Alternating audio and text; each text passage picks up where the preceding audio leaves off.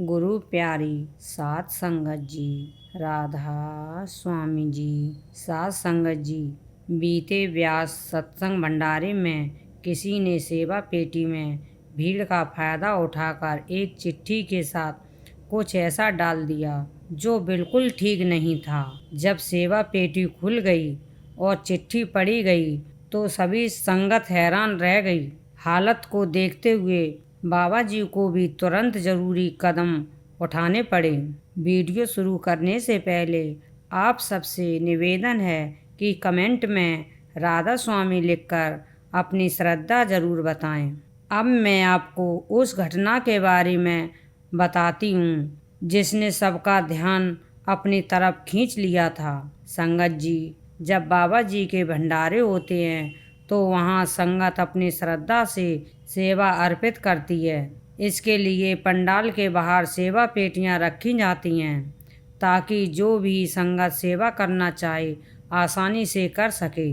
सभी लोग खुशी खुशी अपनी क्षमता के अनुसार सेवा पेटी में सेवा डालते हैं। भंडारे के समय पंडाल में बहुत अधिक भीड़ होती है।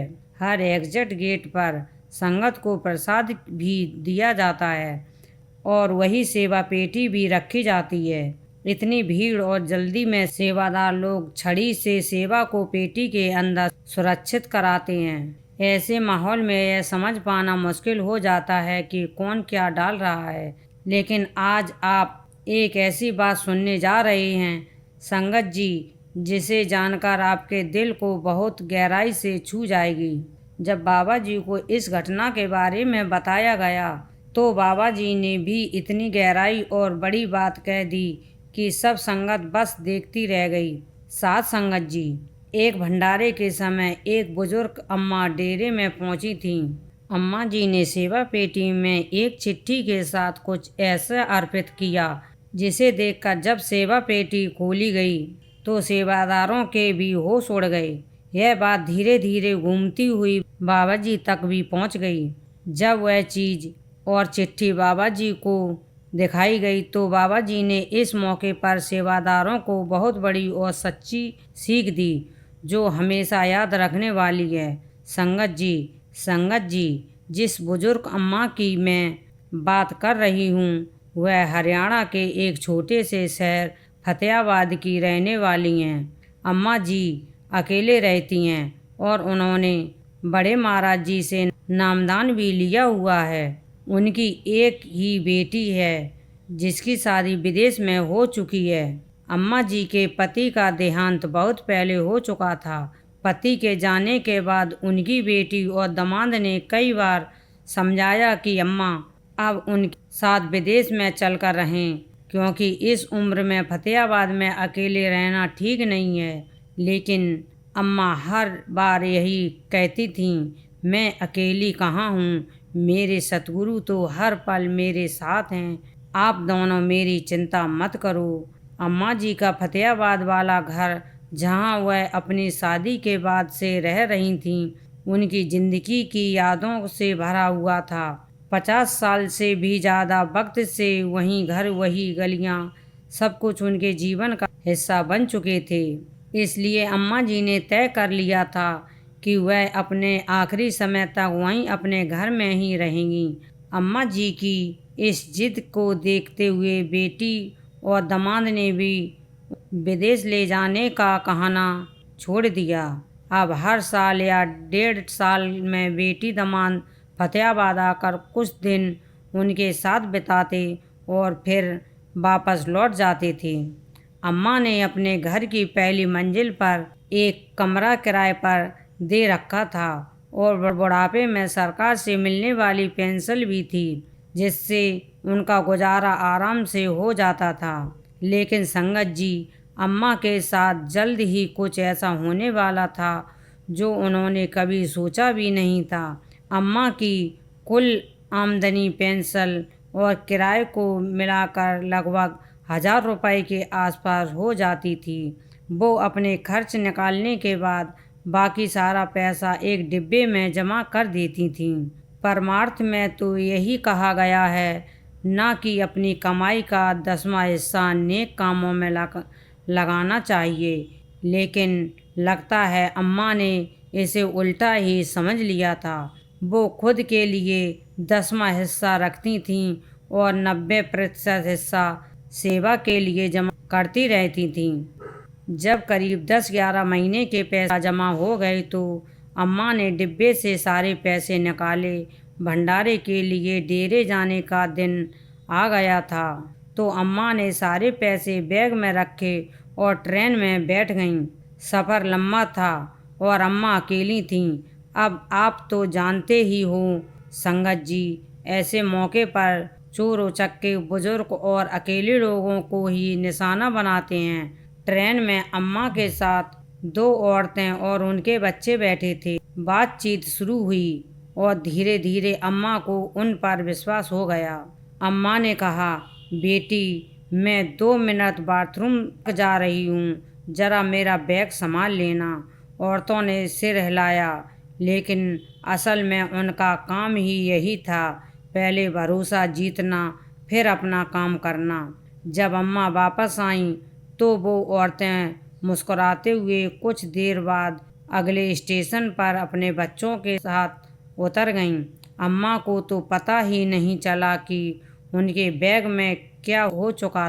थोड़ी देर बाद अम्मा ने बैग खोलकर रूमाल निकालने की सोची। जैसे ही बैग की उस पॉकेट पर नज़र पड़ी जहाँ पैसे रखे थे, अम्मा की आंखें खुली की खुली रह गईं। लेकिन जब अम्मा ने बैग में झांका तो वहाँ एक भी रुपया नहीं बचा था। यह देखकर अम्मा के तो होश ही उड़ गए। बहुत परेशान हो गईं। अम्मा ने ट्रेन में बैठे दूसरे यात्रियों को भी इस बारे में बताया, लेकिन सबने यही कहा, हमें नहीं पता वो औरतें कौन थीं। अब अम्मा का दिल और ज़्यादा भारी हो गया। सोचने लगीं, साल भर के बाद गुरु घर जा रही हूँ और खाली हाथ जाऊँगी, ये तो बहुत गलत बात हो जाएगी। लेकिन अब अम्मा कर भी क्या सकती थीं। थोड़ी देर बैठकर अम्मा ने मन मजबूत किया। सोचा जो थोड़े बहुत पैसे अपने आने जाने और खर्च के लिए कुर्ते की जेब में रखे हैं, वहीं सेवा में अर्पित कर दूंगी। जब जेब टटोली तो देखा सिर्फ 435 रुपये थे और संगत जी, जो सेवा अम्मा देने निकली थीं वो थी पूरे 40 से 45 हज़ार रुपये और अब हाथ में सिर्फ 435 रुपये। अम्मा का दिल अंदर से रोने लगा, लेकिन अब हो भी क्या सकता था। ट्रेन में ही अम्मा ने किसी से कागज़ और पेन मांगा और उस कागज़ पर अपने दिल की बात लिख दी। मेरे दीनदयाल, मेरे बाबा जी, मुझे माफ़ कर देना। आपके चरणों में लाने के लिए जो पेंसिल जोड़ जोड़ कर पैसे इकट्ठे किए थे वो चोरी हो गई। अब बस ये 435 रुपये ही बचे हैं, इन्हें स्वीकार कर लेना। अम्मा ने उन पैसों को उसी कागज़ में लपेट लिया और वापस अपनी जेब में रख लिया। संगत जी, सफ़र लम्बा था। बीच रास्ते अम्मा का चाय पीने का भी मन हुआ, लेकिन अब तो चाय के लिए भी पैसे नहीं थे। रोटी तो घर से लाई थीं, जो रोटी खाकर पानी पीकर अपना मन शांत कर लिया। अम्मा ने ना ये सोचा कि वापसी का किराया कहाँ से आएगा, ना और कुछ। बस मन में एक ही लगन थी, बाबा जी के चरणों में अपनी छोटी सी सेवा चढ़ानी है। जब अम्मा डेरे पहुँची, भंडारे में बाबा जी के दर्शन किए और फिर जब पंडाल से बाहर निकली तो कागज़ में लिपटे हुए वही 435 रुपये सेवा पेटी में डाल दिए। इसके बाद अम्मा एक शेड के नीचे बैठ गईं, क्योंकि जब भी अम्मा डेरे आती थीं वो 4-5 दिन रुककर जितनी भी सेवा बन पड़ती कर लिया करती थीं। इधर जब भंडारा पूरा हुआ और सेवादारों ने सेवा पेटी खोली तो कई सेवादार सेवा में आए, पैसों की गिनती करने में लग गए। इसी बीच एक सेवादार के हाथ एक कागज़ में लिपटे कुछ पैसे आए। जब सेवादार ने वह कागज़ खोला तो उसमें 4 नोट 100-100 के, 3 नोट 10-10 के, 1 5 का सिक्का निकला। सेवादार की नज़र जैसे ही उस कागज़ पर लिखी बातों पर पड़ी, उसकी आंखें भर आईं। उसने वही चिट्ठी बाकी सेवादारों को भी दिखाई। सबने जब वह चिट्ठी पढ़ी तो संगत जी हर किसी का दिल भीग गया। जब सोच रहे थे कि सेवा में इतना गहरा भाव बहुत कम देखने को मिलता है। जब यह बात बाबा जी तक पहुंची तो बाबा जी ने वो कागज़ और पैसे अपने हाथों में उठाए और एक बहुत बड़ी बात संगत को समझाई। बाबा जी बोले, बड़े महाराज जी के समय भी एक अम्मा ने 1 रुपया अर्पित किया था। तब महाराज जी ने कहा था, इन हजारों रुपयों में से सबसे ज़्यादा मुझे इस 1 रुपये की ज़रूरत है, क्योंकि इसमें वो भाव छुपा है जो हर किसी में नहीं होता। बाबा जी ने आगे कहा, मालिक को संगत के पैसों से खुशी नहीं मिलती, मालिक को संगत के भाव से खुशी मिलती है। बाबा जी अब समझ चुके थे कि जिस अम्मा ने ये 435 रुपये सेवा में डाले हैं, उनके पास अब वापस घर लौटने के भी पैसे नहीं बचे होंगे। तो बाबा जी ने एक सेवादार को भेजा उसी शेड की ओर जहां अम्मा ठहरी थीं। लेकिन बाबा जी ने सेवादार को ये भी कहा था, ये मत बताना कि तुम्हें मैंने भेजा है। सेवादार शेड में गया जैसे कि वो भी कोई सामान्य संगत हो। बातचीत करने लगा। सेवादार ने बड़ी सहजता से कहा, मेरे पास एक बड़ी गाड़ी है, मैं फतेहाबाद से आया हूँ, मेरी गाड़ी में एक सीट खाली है। सोचा अगर कोई संगत वाला फतेहाबाद की ओर जा रहा हो तो सेवा का मौका मिल जाए। जैसे ही अम्मा ने ये बात सुनी तो अम्मा ने प्यार से उसे अपने पास बुलाया। अम्मा बोली, बेटा मैं भी फतेहाबाद से ही आई हूँ। सेवादार तो सब जानता ही था, क्योंकि बाबा जी ने उसे पहले से ही सारी बात समझा दी थी। अगर सेवादार सीधा अम्मा के पास जाकर कहता कि आप फतेहाबाद से हो तो अम्मा को शक हो सकता था कि इसको कैसे पता चला। इसलिए सेवादार ने जानबूझकर अम्मा के आसपास बैठी संगत के बीच जोर से आवाज़ लगाई, मैं अपनी गाड़ी में साथ ले चल सकता हूँ।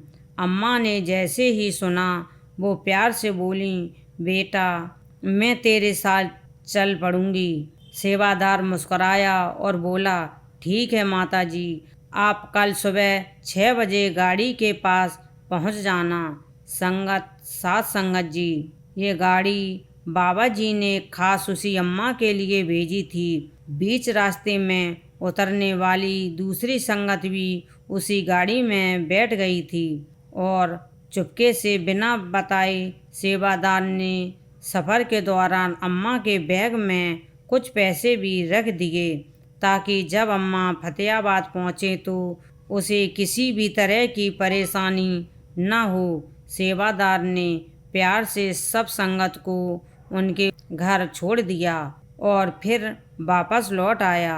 साथ संगत जी, हम कई बार सोचते हैं कि बाबा जी को हमारी परवाह नहीं है, लेकिन ये हमारी सोच की गलती है।